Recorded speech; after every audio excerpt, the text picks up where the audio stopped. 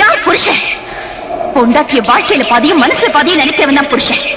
தினம் ஒரு ஆம்பளை கூட என்ன சேர்த்து வச்சு பேசுனியே, நீ எல்லாம் ஒரு புருஷனா? கல்யாணம் பண்ணிட்டு வந்து இத்தனை நாள்ல சாப்பிட்டியான்னு கேட்டிருக்கியா? ஆசமா பேசிருக்கியா?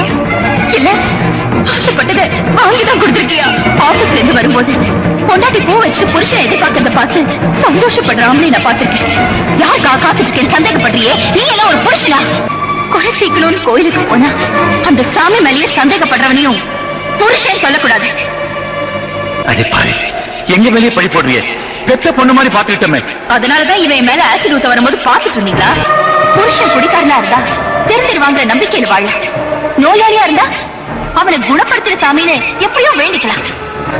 ஆனா உன் கூட எப்படி வாழறது? உன்ன மாதிரி ஆளுங்க கூட அழுதுகிட்டே காலம் தள்ளுறத